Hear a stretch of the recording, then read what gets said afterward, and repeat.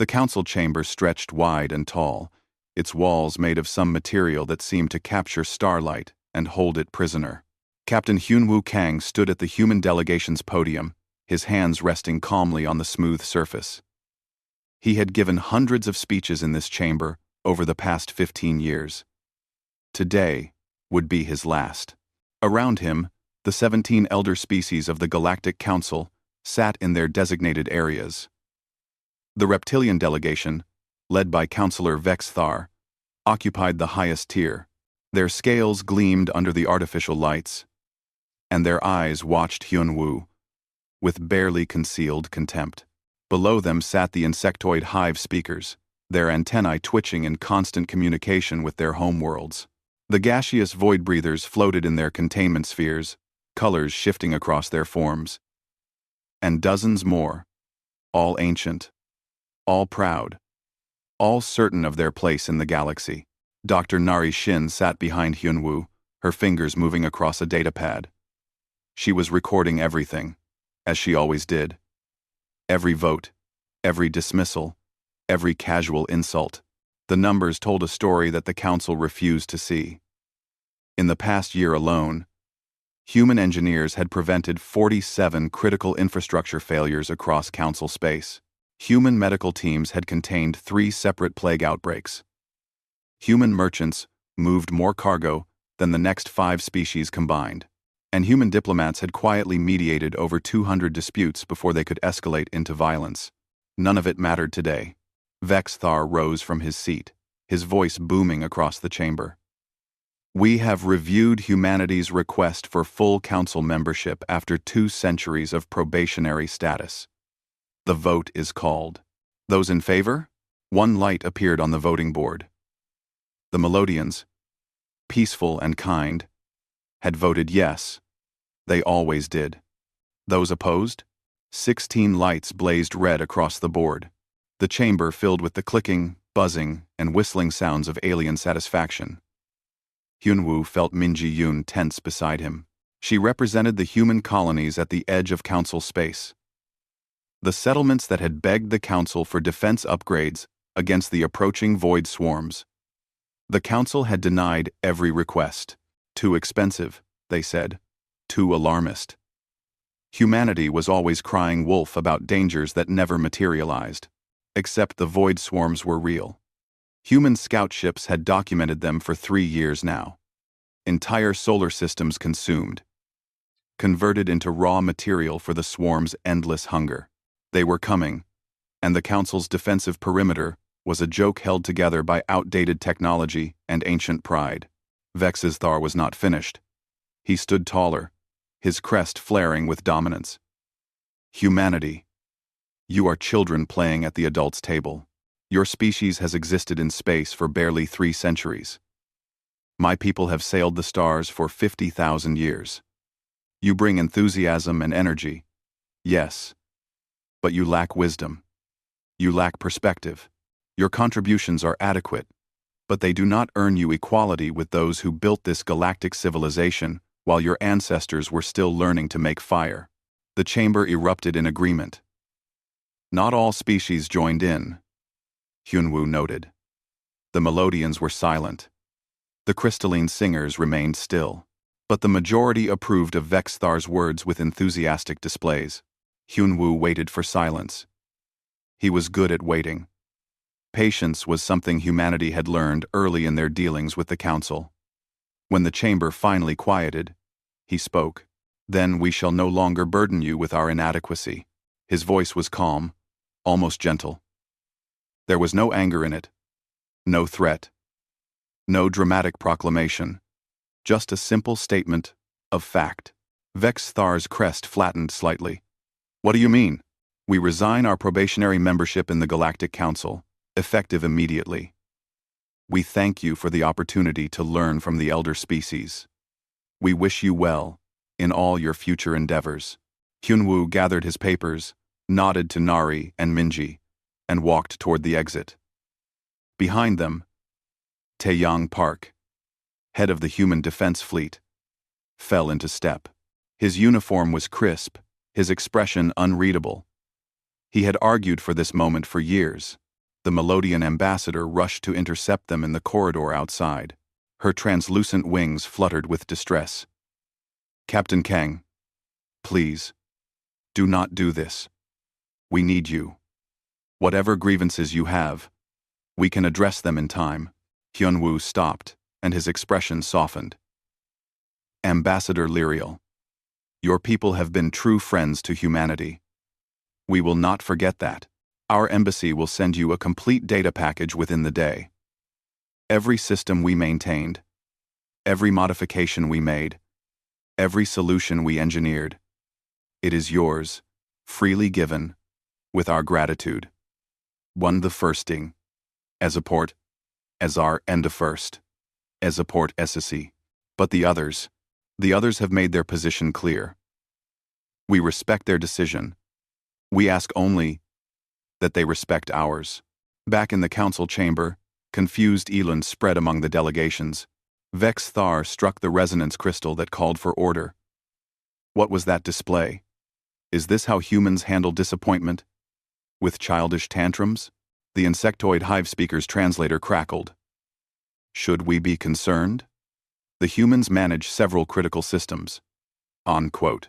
They manage systems because we allow them to, Vexthar replied. It gives them purpose, keeps them occupied. If they choose to abandon their responsibilities, we will find others to replace them. The galaxy functioned for eons before humanity arrived. It will continue just fine without them. But doubt crept through the chamber like a cold wind. The crystalline singer's harmonics carried a note of worry. How many systems do they actually maintain? No one had an exact answer. On the human embassy station orbiting the Council's primary world, the withdrawal began immediately. Engineer Jiho Choi received the coded message and initiated protocols that he had prepared months ago, hoping they would never be needed. His team began the systematic shutdown of every human-maintained system that was legally within their right to control. The FTL Beacon Network maintenance routines. Written by human programmers, because the original code was in a dead language that only human linguists had bothered to learn. Suspended. The trade coordination algorithms that optimized shipping routes across 17 species and 30,000 trade lanes encrypted and archived. The medical database that tracked plague mutations and automatically distributed treatments access revoked. Dr. Unji Kwon stood in the primary medical bay of Council Station Alpha. Around her, human doctors and nurses moved efficiently, gathering equipment and personal belongings. "We are needed here," one of the younger doctors protested. "There are patients. There are always patients," Unji said quietly. "And we have always been here. But we cannot force our help on those who do not want it. Transfer all critical patients to the Melodian Medical Wing. They will care for them. Everyone else, pack your things. We leave in 6 hours." Across Council space, in 73 stations, 42 colonies, and countless ships, the same scene repeated. Humans packed, humans departed. Humans said quiet goodbyes to the alien friends they had made. Yuna Im stood in the central trade coordination hub, watching the massive display board that showed every cargo ship in Council space. Red lights indicated human vessels. As she watched, they began turning, one by one, setting new courses. Away from Council space, toward human territory. The green and blue lights of alien vessels suddenly looked very scattered and uncoordinated, without the red lights filling the gaps between them. "Will they be okay?" her assistant asked. Yuna shrugged. "They're ancient species. They know everything. They'll figure it out." In these new, but her eyes betrayed her doubt. Within 72 hours, the last human ship left Council space. No dramatic speeches, no threats, no demands. Just silence and empty spaces where busy humans used to be. The Council barely noticed. They were ancient, they were wise, and they were certain they had made the right choice. The galaxy's slow unraveling had already begun. Admiral Somin Han watched the last transport ship dock with the human carrier fleet from her command deck. The massive vessel, one of humanity's largest, was filling with personnel evacuated from Council space. Engineers, doctors, teachers, merchants, diplomats, they all came home now. The evacuation was ahead of schedule. Humans were efficient when motivated. "Admiral, we have confirmed departure of the last embassy staff from Council Station Gamma," her communications officer reported. "That makes all 73 stations cleared of human personnel." "Good. What about the automated systems?" Engineer Jiho reports all human-maintained programs have been suspended or removed. He left the basic functions running, but nothing more. "No updates, no maintenance, no troubleshooting." Salmon nodded. She felt no satisfaction in this, only a deep weariness. 30 years, she had served alongside Council forces. She had friends among the other species. Good people who had fought beside humanity against pirates and raiders. But friendship only went so far.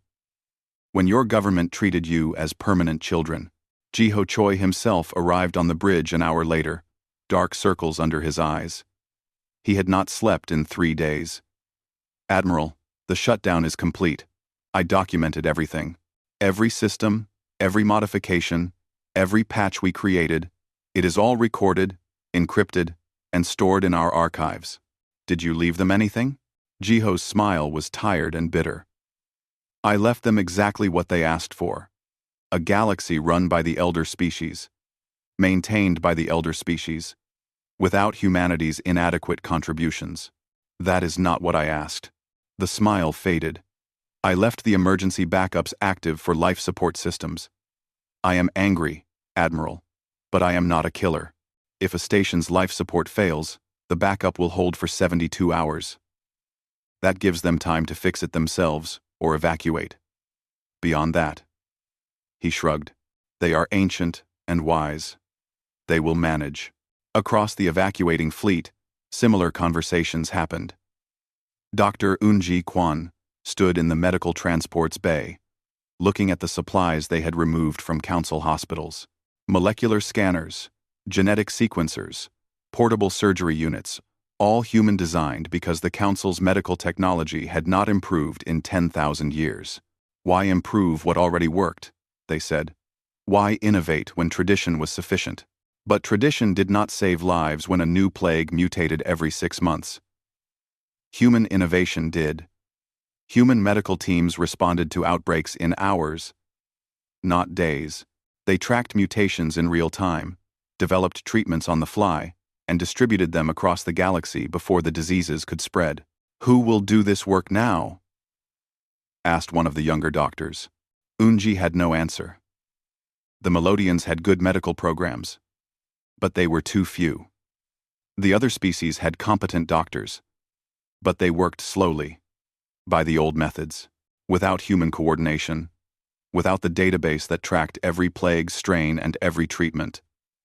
Outbreaks would spread faster. People would die. But that was the Council's choice to make. Yuna Im sat in her quarters aboard the merchant vessel Bright Star, reviewing the shipping logs one final time. The numbers told a story she found hard to believe, even though she had compiled them herself. Human merchant ships moved 31.4 trillion tons of cargo annually across Council space. The next 5 species combined moved 28.9 trillion tons. Humans had become the backbone of galactic trade without anyone noticing. It happened gradually. Human ships were faster, more efficient, and more reliable. Human captains would take routes others considered too risky or too unprofitable. Human merchants filled the gaps in the network, connecting remote colonies that the major trade houses ignored. Year after year, more aliens hired human ships because they simply worked better. Now those ships were leaving. Yuna had sent the withdrawal order to every human merchant vessel in Council space. "Come home." The response was nearly universal agreement. A few captains protested. They had contracts, obligations, friends depending on them. But in the end, they all obeyed. If the Council did not want humanity as equals, humanity would not stay as servants. The effect was immediate. On Council Station Beta, the usual morning cargo deliveries simply did not arrive. Station Manager Kelvorn, an 8-limbed Octarian, checked his displays 3 times before accepting what he was seeing. 16 scheduled deliveries All from human vessels, all cancelled. No explanation, no substitute ships arranged, just empty docking bays. He opened a communication channel to the Central Trade Coordination Office. This is Station Beta. We are missing multiple shipments. What is happening? The response took longer than usual. Station Beta. We are experiencing network difficulties. Please stand by. 1. The network difficulties were the absence of the human-built coordination algorithms. Without them, the trade office was manually trying to track thousands of ships and millions of cargo containers. The staff was overwhelmed within hours. Dong-Hyun Lee worked alone in a small room aboard the intelligence vessel Silent Wind. His job was the most sensitive of all. For decades, human intelligence services had quietly monitored threats to Council space: pirates, raiders. The approaching void swarms, humanity tracked them all and shared the information freely with the Council. Now he was deleting everything. Not the raw data that would be needlessly cruel, but the analysis, the predictive algorithms, the threat assessment programs that human intelligence had developed. All of it went into encrypted storage. The Council would still receive basic information about threats, but they would have to do their own analysis. His hand hesitated over the final deletion command. The Void Swarm Tracking Program was humanity's most sophisticated intelligence tool. It predicted swarm movements months in advance, allowing for proper defensive preparation. Without it, the Council would be reacting to the swarms instead of anticipating them, but that was no longer humanity's problem. He entered the command. The program shut down. The steady flow of predictive data to Council military headquarters stopped. Captain Hyunwoo Kang stood on the observation deck of the diplomatic vessel Last Light, watching Council space recede behind them. Ambassador Lyriel of the Melodians had sent him 12 messages in the past day, each more desperate than the last. He had responded to all of them personally, with kindness and regret. The final message had been an offer. Come to Melodian space, not as probationary members, but as full allies. We will stand with humanity. Hyunwoo had thanked her but declined. Your people need you on the Council. Be our voice there, if you can. But humanity must stand on its own now. We will not hide behind our friends. Narration joined him at the window. The data package was delivered to the Melodians as promised.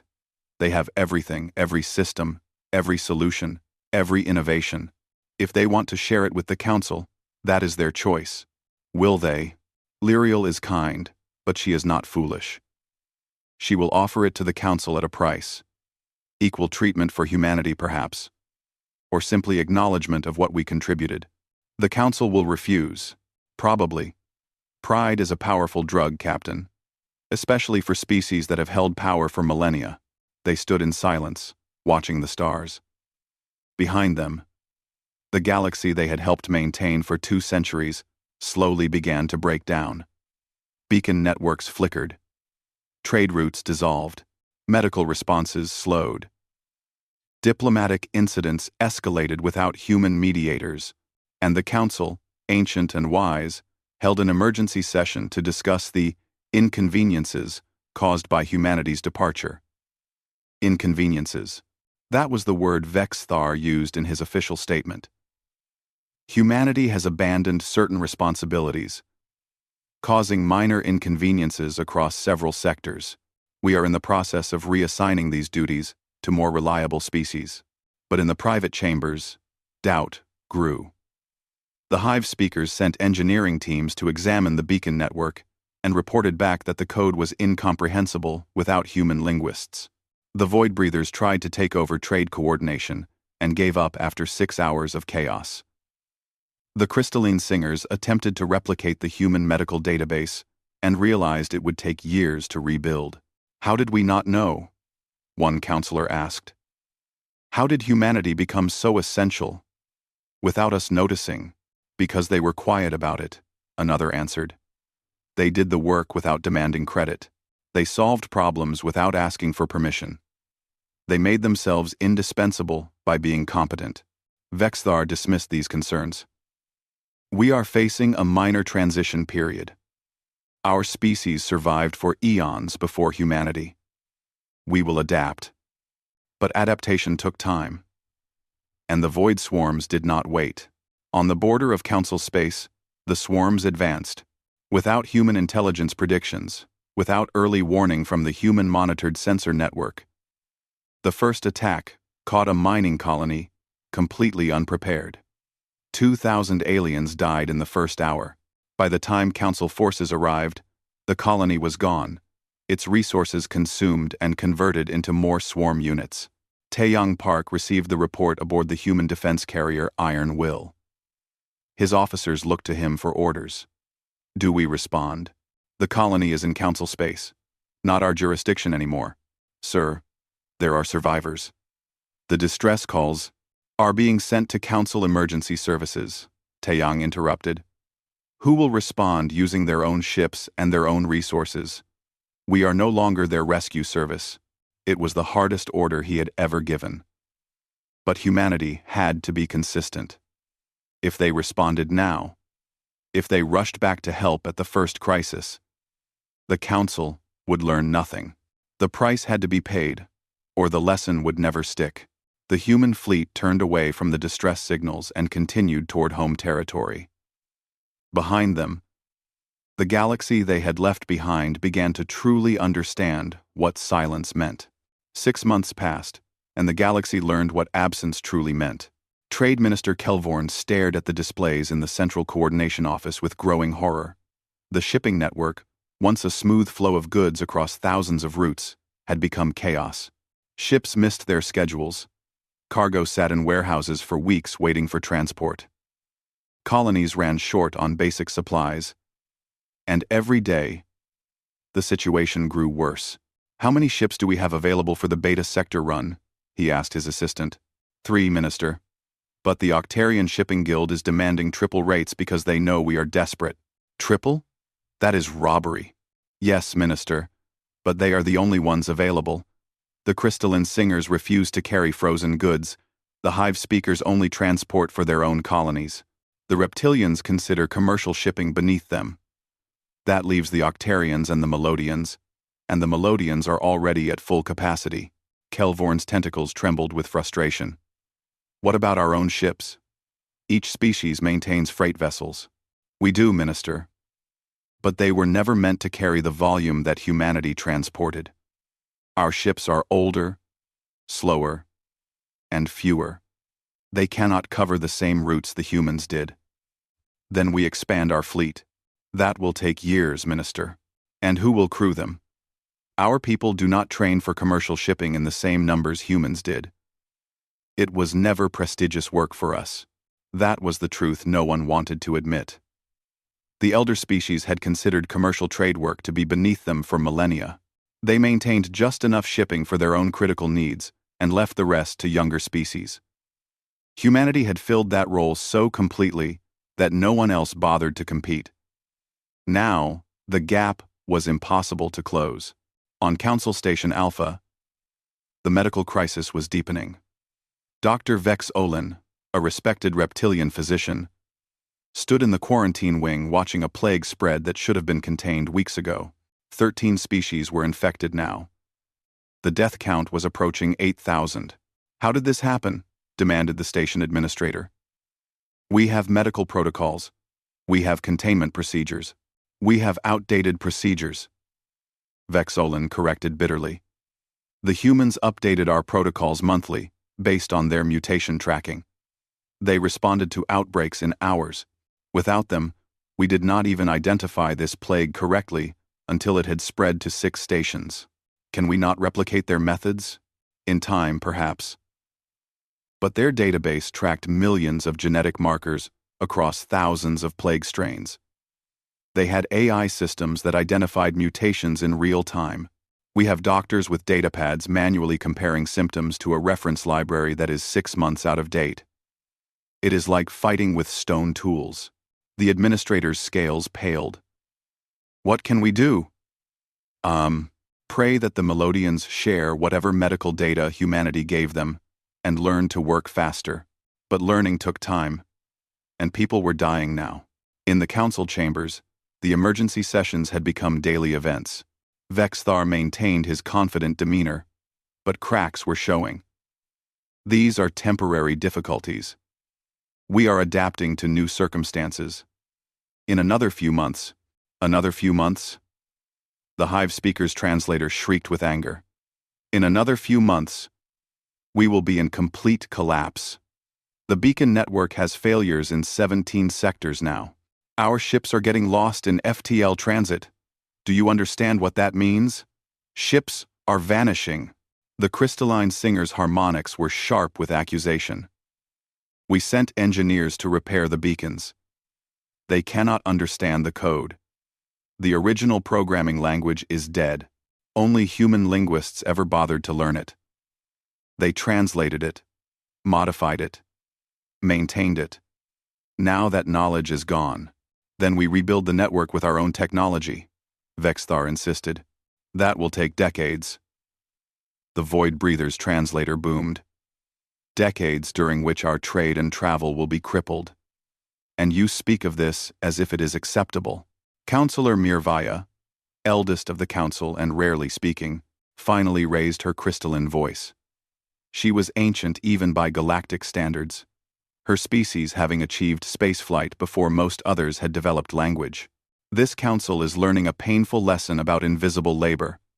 We did not see the humans' contributions because they were competent. They solved problems before we knew problems existed. They maintained systems so reliably that we forgot the systems needed maintenance. Now they are gone, and we are drowning in our own arrogance. The chamber fell silent. Mirvaya rarely spoke, and when she did, others listened. Send an envoy to human space, she continued. Apologize. Negotiate. Whatever it takes. We need them back. Never. Vexthar's crest flared. We are the elder species. We do not beg children to return. Then watch your elder civilization crumble around you, Mirvaya said quietly. Pride is a luxury we can no longer afford. But Vexthar had enough support to block any official apology. Instead, the council sent Trade Minister Kelvorn to human space with vague offers of renewed cooperation. He was turned away at the border by a polite but firm human patrol commander. I have orders to allow no council vessels past this point, the commander said. This is a humanitarian mission. We seek only to discuss trade arrangements. You have the Melodians for that purpose. We maintain diplomatic and trade relations with them. Any business with the council can go through their offices. But we need direct access. There are shortages, supply chain failures. Yes. The commander interrupted. I have read the reports. I am very sorry for your difficulties. Good day, Minister. The communication ended. Kelvorn sat in his ship, staring at the blank screen. He had been dismissed, like a minor bureaucrat, bothering someone important. The humiliation burned, but worse was the realization that the humans had every legal right to refuse him. They were a sovereign species. They owed the council nothing. Minho Jiang watched all of this from his position on Council Station Gamma. Officially, he was a private citizen, a human who had chosen to stay in council space after the departure. Unofficially, he was an observer, documenting everything that happened for the human government. His apartment had recording equipment hidden in every wall, and his contacts across the station kept him informed of every new crisis.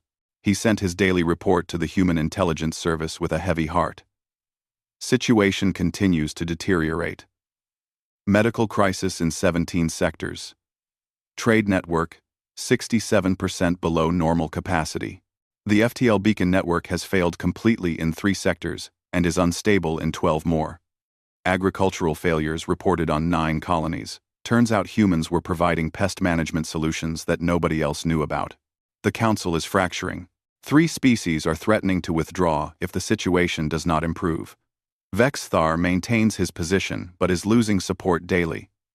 Mirvaya is openly calling for reconciliation with humanity. Recommendation: maintain current policy. They are not desperate enough yet. That final line made him feel cruel. But it was true. If humanity returned now, the Council would accept their help gratefully and then, within a few years, fall back into old patterns. The lesson had to sink deep, or it would not stick. Admiral Salman Han reviewed the same intelligence reports aboard the human border station. Her officers wanted to help. Every day they monitored Council distress calls, watched colonies struggle, saw the death counts rise. It went against every instinct of the human military tradition to ignore people in need. Admiral, the plague on Station Alpha is spreading to civilians. Children are dying. Salman closed her eyes. I know.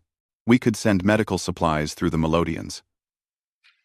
Technically, we would not be violating our own orders. We could, but then the Council learns they can trigger our compassion to manipulate us. They will create crises, knowing we will respond. No. If we act, it must be on our terms, with acknowledgement and respect, not as their emergency service. But saying it did not make it easier. The void swarms advanced. Without human intelligence monitoring, without the predictive systems that had given the Council months of warning, the attacks came as surprises.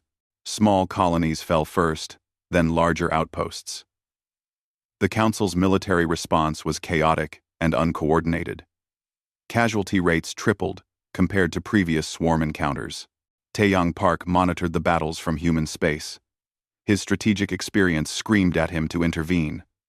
He could see the mistakes the Council forces were making. Their formations were wrong. Their response times were too slow. They were fighting the swarms like they were ordinary raiders, not understanding the enemy's hive coordination. Sir, 3 Council ships are about to be surrounded. They do not see the trap. Not our problem. Sir, not our problem. Captain. Taeyang's voice was ice. We are not their military advisors anymore. If they want our strategic expertise, they know where to find us. The 3 ships died. 200 aliens dead. Blood on humanity's hands for not helping? Or blood on the Council's hands for their arrogance? Taeyang did not know anymore. He only knew the price was being paid, one death at a time. In the Council chambers, Vexthar finally faced a vote of no confidence. It failed. Barely.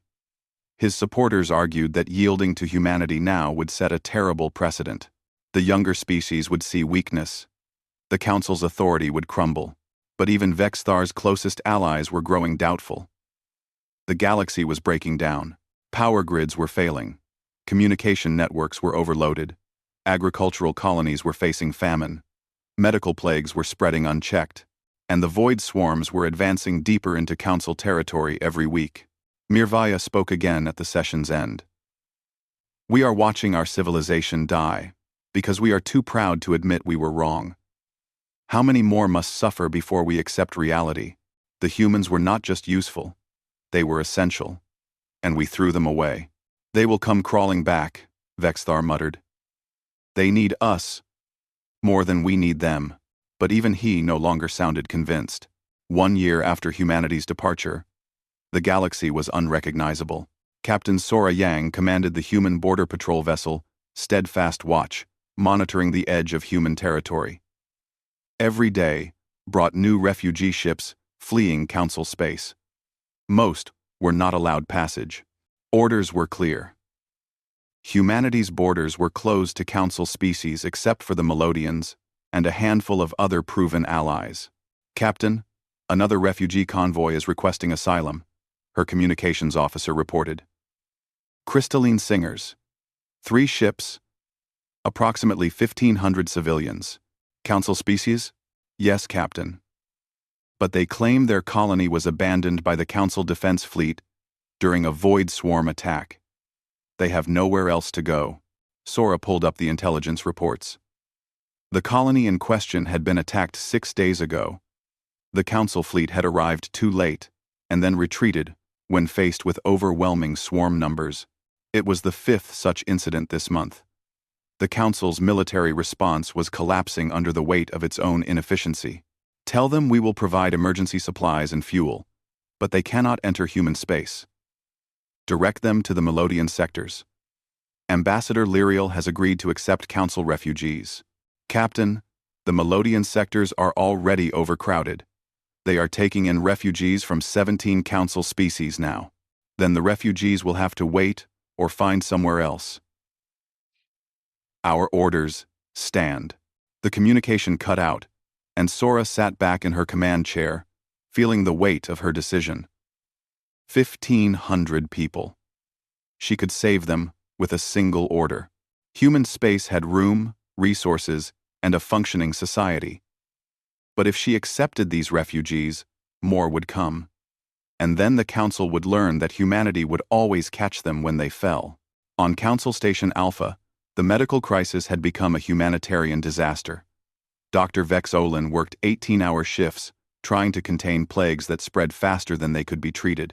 The death toll had passed 100,000 across all Council territories. "We need the human medical database," he told the station administrator. "Nothing else will work. We are months behind every mutation. By the time we develop a treatment, the plague has evolved past it. The Melodians have offered to share what the humans gave them. At what price?" The administrator's scales dulled with shame. "They want the Council to formally acknowledge humanity's contributions and issue a public apology. Vex Thar has refused."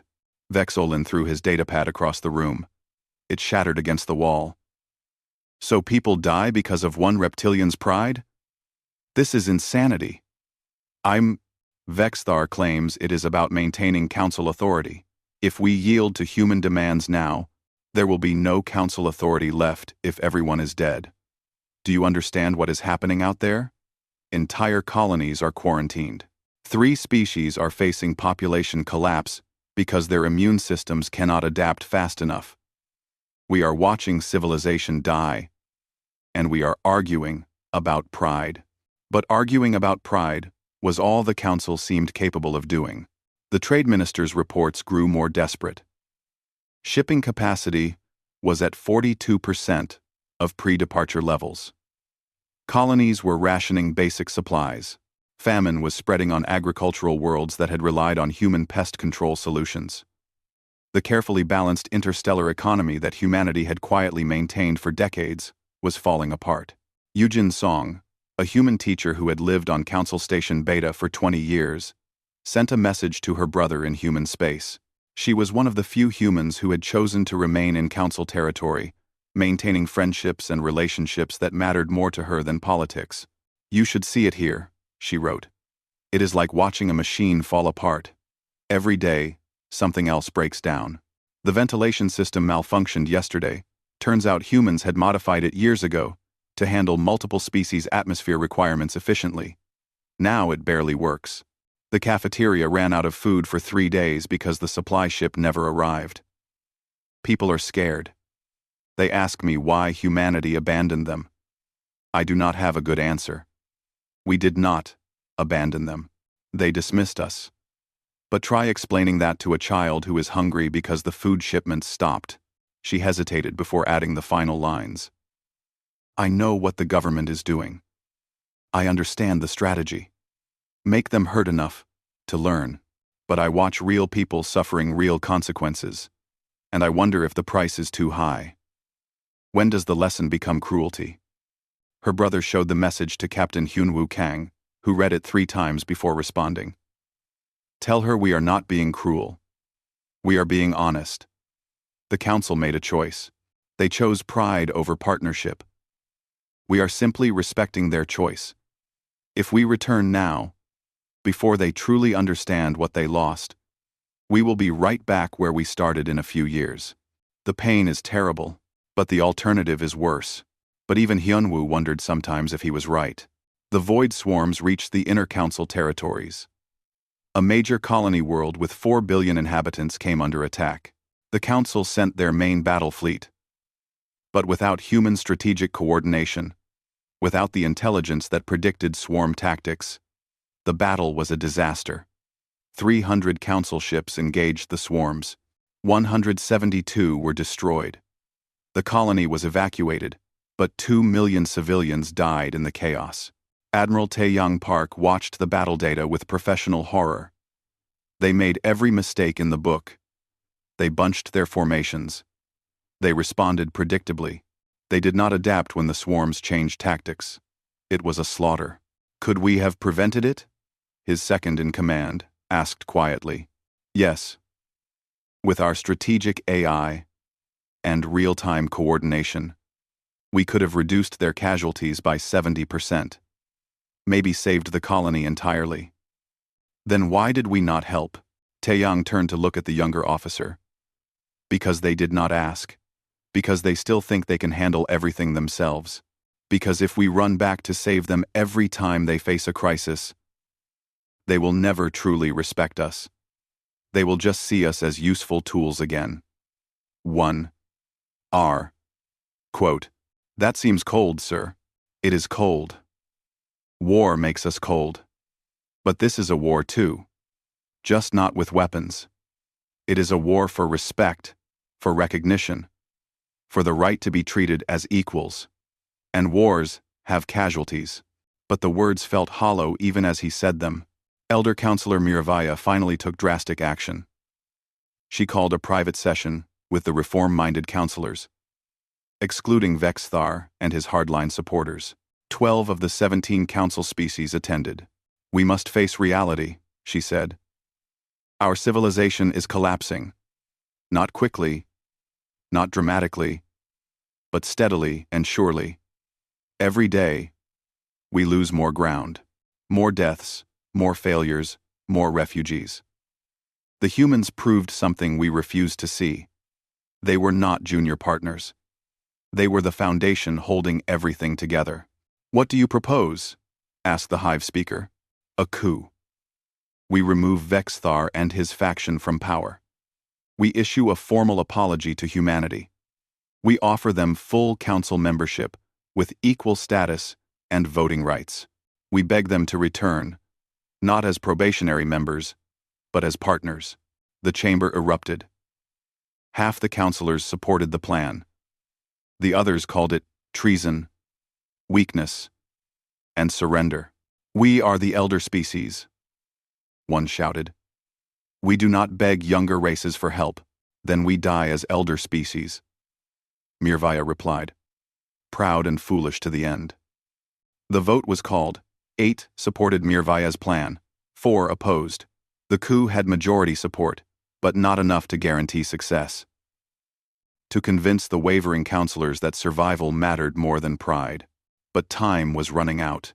A week later, the void swarms struck at Council Core Station itself, the political heart of the galactic government. It should have been impossible. The core station had defensive platforms, shield generators, and a permanent fleet garrison. But the platforms were offline for maintenance that had been delayed for months. The shields were operating at 60% capacity because the human technicians who knew how to optimize them were gone. And the fleet garrison was deployed elsewhere, responding to the dozens of emergencies across Council space. The swarms punched through the defenses in 3 hours. The station was evacuated, but 4 councillors died, including 2 of Vexithar's strongest supporters. The symbolic heart of galactic civilization was consumed, converted into raw material for the swarm's endless hunger. Vexthar himself barely escaped. He sat in his rescue ship, watching the station where he had served for 600 years dissolve into clouds of harvested atoms. His crest was flat, his scales dull with shock. "This cannot be happening," he whispered. "We are the elder species. We built this civilization. We survived for millennia. How can we fall so quickly?" His aide said nothing. There was nothing to say. The truth was obvious to everyone now. They had not fallen quickly. They had been falling for a year, one system failure at a time, one crisis at a time, one death at a time. They had just refused to see it. Mirvaya saw her opportunity. The next day, she called a full council session in the temporary chambers. Vexthar attended, but said nothing, still stunned from the loss of the core station. "We have a choice," Mirvaya said. "We can continue as we are and watch our civilization die slowly, or we can put aside our pride and ask for help. not as masters to servants, but as partners to partners. You speak of humanity, someone said. I speak of survival. Yes, I speak of humanity. They were our partners, and we treated them as children. Now, we pay the price for our arrogance. I propose we remove Vexthar as council speaker. I propose we issue a formal apology to humanity for our treatment of them. And I propose we offer them full council membership with complete equality, if they will return to help us. Vexthar finally spoke. You would destroy everything we built. Everything we represent. We already destroyed it, Mirvaya said sadly. We destroyed it the day we dismissed humanity. I am simply trying to save what remains. The vote was called. Vexthar was removed as council speaker by 13 votes to 4. Mirvaya was elected as the new speaker, and the council, ancient and humbled, authorized a formal apology to humanity. But the question remained. Would humanity accept it? Would they return to help species that had spent 2 centuries treating them as inadequate children? Or would they watch the council burn? The message was sent to human space. Now came the waiting. The message from Elder Counselor Mirvaya arrived at the human government headquarters on Earth 18 months after humanity's departure. Captain Hyunwoo Kang stood in the assembly hall, where 500 representatives from human worlds across the galaxy had gathered to hear it. Miravaya's hologram appeared at the center of the hall. She looked older than Hyunwoo remembered, her crystalline structure dimmed with exhaustion and sorrow. She began to speak. To the people of humanity, I come before you not as a counselor addressing probationary members, but as one sapient species asking another for help. The Galactic Council was wrong. I was wrong. We treated you as children when you were equals. We dismissed your contributions as adequate when they were essential. We took your labor for granted and your competence as our right. We were arrogant, and now we pay the price for that arrogance. She paused, and the hologram seemed to shimmer with emotion. Our civilization is dying. The systems you maintained have failed. The trade networks you built have collapsed. The medical infrastructure you created is gone. And the void swarms advance, while we struggle to defend ourselves without your strategic guidance. We are suffering, and the suffering is our own fault. Another pause, longer this time. I offer no excuses. I make no demands. I simply ask, will you help us? Not as servants returning to masters, but as partners joining partners. The Council offers you full membership with complete voting rights, equal status with all elder species, and a formal seat in all decision-making processes. We acknowledge your contributions and apologize for dismissing them. We need you. And we are finally humble enough to admit it. The hologram faded. The assembly hall was silent. Hyunwoo looked around at the gathered representatives. He saw anger on many faces, satisfaction on others, and doubt on the rest. The debate began immediately. Let them burn, said Representative Taeyong Park, formerly an admiral, now a civilian government member. They treated us as inferior for 2 centuries. Now they want us to save them?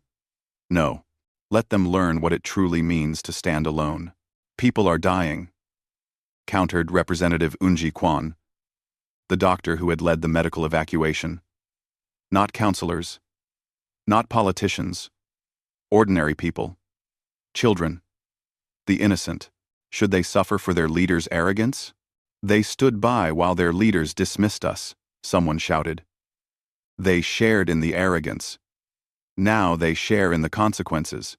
Yujin Song, the teacher who had stayed in council space, spoke via remote connection. I live here among them. I see the suffering every day. And yes, many of them were arrogant. Many of them looked down on us. But many were also our friends. They are not a monolith. They are individuals. And individuals should not be condemned for their leaders' failures. Then their leaders should have listened to them, another representative replied. The debate raged for hours. Hyunwoo listened to all of it, saying nothing. He had his own opinions, But this decision was too important for one person. Humanity had to choose collectively. Finally, after 6 hours of debate, the vote was called. The question was simple. Should humanity return to Council space to provide aid? The results were close. 267 voted yes. 233 voted no. Humanity would help the Council, but barely. The narrow margin spoke to the deep wounds that 2 centuries of dismissal had created. But a vote to help came with conditions. Hyun-woo was appointed to negotiate them, and he made the requirements clear in his response to Miravaya. We will return, but not as we were. Full Council membership with equal voting rights, non-negotiable. Joint military command structure with human officers at every level, non-negotiable. Equal representation in all Council institutions, non-negotiable. And a memorial. A permanent memorial listing every human who died while the Council ignored their contributions. Every human who worked in silence and went unrecognized. Every human who held your civilization together while being treated as inadequate. That memorial will stand at the center of whatever becomes your new core station. And it will remain there forever. These are our terms. Mirvaya accepted within an hour. She had no choice, and she knew it. But more than that, Hyun-woo thought she genuinely understood. The old council was gone, consumed by the void swarms and its own pride. What remained was the possibility of something better. The first human ships returned to council space 3 weeks later. Admiral Salman Han commanded the relief fleet, a mix of military vessels, cargo ships, and medical transports. They arrived at Council Station Alpha to find a disaster zone. The station was dark in sections, its power grid failing. Refugee ships crowded every docking bay. The medical wings were overflowing with plague victims, and the defense platforms surrounding the station were offline, leaving it vulnerable to swarm attack. "Welcome back, Admiral." The station commander greeted her with obvious relief. "We need everything. Power, medicine, food, defensive support, everything. We know. That is why we are here." The human relief effort began immediately. Engineer Jiho Choi and his teams went to work on the power grid and the beacon network. Within 48 hours, the lights came back on, across 3 sectors. Within a week, the FTL beacons in 17 sectors were operational again. Ships stopped vanishing in transit. Dr. Eun-ji Kwon led the medical teams. They brought the human medical database, now updated with 18 months of new data. They brought treatments for the plague strains that had evolved during humanity's absence. They brought trained responders who could work fast. The death toll began to drop within days. Yuna Im returned to coordinate the trade network. Human merchant ships spread out across council space, filling the gaps in the supply chains. Food arrived at hungry colonies. Medicine reached quarantine stations. The carefully balanced economy began to stabilize. But the hardest work was military. Admiral Taeyang Park, brought out of retirement by popular demand, took command of the Joint Human Council Defense Fleet. He stood on the bridge of his flagship, looking at the tactical displays showing void swarm positions. They had advanced deep into Council territory during the past year. Pushing them back would take months of careful fighting. "Deploy the strategic AI," he ordered. "Begin predictive modeling of swarm movements. I want threat assessments updated every 6 hours. And get me communication links with every Council fleet commander. We are going to teach them how to fight this enemy properly." The first major battle came 2 weeks later. A swarm fleet attacked a colony world with 3 billion inhabitants. The Joint Defense Fleet engaged them with human coordination and Council firepower. The battle lasted 9 hours. When it ended, the swarms retreated, and the colony was saved. Casualties were less than 100 compared to the thousands that had died in previous battles. The Council forces were stunned by the difference. With human strategic coordination, with real-time intelligence updates, with proper tactical formations, they were actually winning, but victory was not quick. The void swarms were relentless. Every world reclaimed required a hard fight. Every sector secured came at a cost. Human and alien crews fought side by side, learning to trust each other in the crucible of combat. 6 months after humanity's return, the new Council Core Station was completed. It was smaller than the old one, more practical, less grand. But at its center stood the memorial Hyunwoo had demanded. It was a simple structure. A wall of crystal listing names. Thousands of names. Every human who had maintained the beacon networks, who had treated plague victims, who had mediated disputes, who had coordinated trade, who had done invisible work that held civilization together. Above the names, a simple inscription in every galactic language. They worked in silence. They served without recognition. They were called inadequate. They were essential. We forgot. We will remember. The dedication ceremony was attended by representatives from every council species. Mirvaya spoke, her voice heavy with emotion. This memorial stands not just to honor humanity, but to remind us all of a truth we forgot. Civilization is not built by grand gestures from powerful leaders. It is built by ordinary people doing necessary work. It is built by competence, dedication, and quiet service. It is built by those who solve problems without demanding credit. Young Seung-min Chae, humanity's newest council representative at only 28 years old, stood beside Hyunwoo during the ceremony.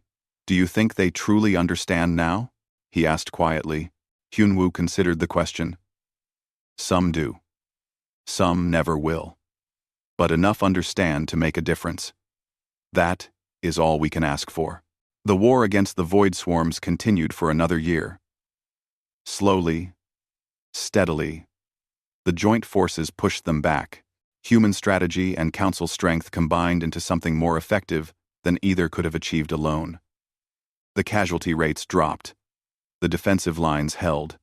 The tide turned. Dr. Narration published her complete documentation of humanity's contributions to galactic civilization. It became required reading in every council institution. The numbers were staggering. Humans had maintained 73% of critical infrastructure. They had mediated 89% of diplomatic disputes. They had moved 62% of all cargo. They had responded to 91% of medical emergencies. They had provided 68% of strategic military planning. One species, 4% of the galactic population, had been holding everything together, and it had taken their absence to make it visible.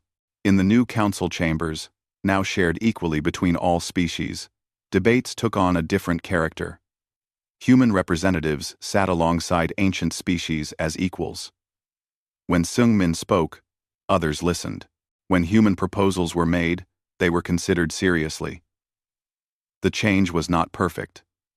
Old prejudices died slowly, but it was real.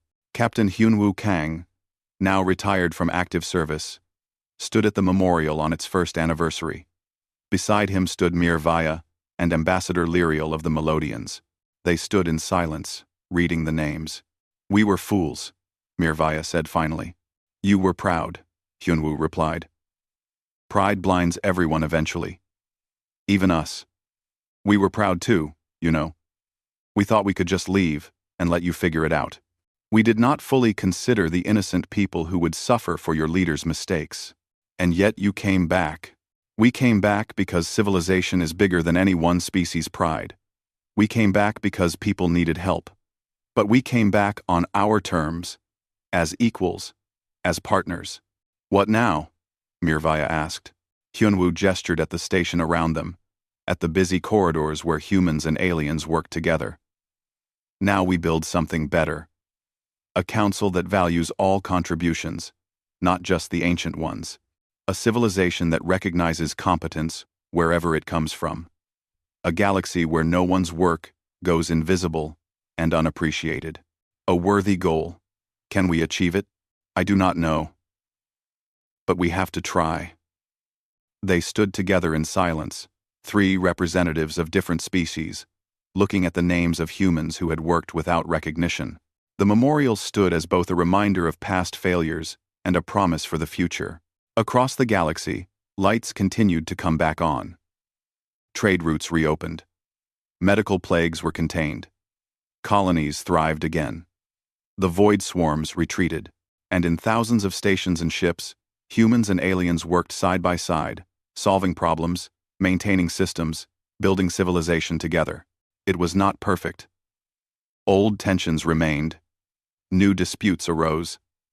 But the fundamental dynamic had changed. Humanity was no longer invisible. Their contributions were recognized. Their voice was heard, and the galaxy, humbled by near collapse, learned to value the quiet work that kept everything running. Captain Hyunwoo walked away from the memorial, leaving Mirvaya and Lyriel behind.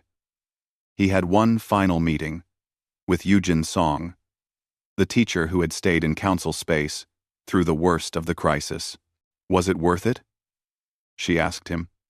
All the suffering, all the deaths, all the pain. Was the lesson worth the price? Hyunwoo was quiet for a long moment. Ask me in 100 years. If the council still treats its members as equals, if they still value invisible labor, if they still remember what they learned, then yes, it was worth it. But if they forget, if they slide back into old patterns, if this memorial becomes just a tourist attraction with no real meaning, then no, the price was too high. And if I ask you now, right now, what do you think? I think we saved a civilization from itself. I think we taught a lesson that could not be taught any other way. And I think a lot of people suffered for it. He looked at her directly. I think both things are true. And I will carry that weight for the rest of my life.